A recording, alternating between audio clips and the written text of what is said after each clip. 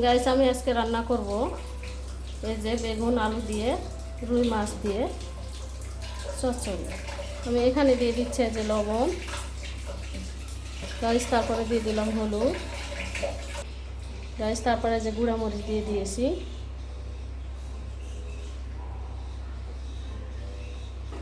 তারপরে যে দিয়ে দিলাম পেঁয়াজ গাইস। এই যে আমি দিয়ে দিচ্ছি আদা জিরা বাটা। এখন আমি সুন্দর করে মেখে নেব ওগুলো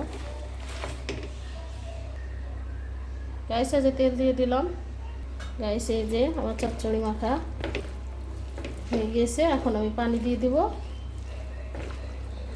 এটা ভালো করে মেখে নিয়েছি। আলু বেগুন এখানে দিয়ে দিয়েছি লবণ হলুদ গুঁড়া মরিচ পেঁয়াজ আদা জিরা বাটা সব কিছু দিয়ে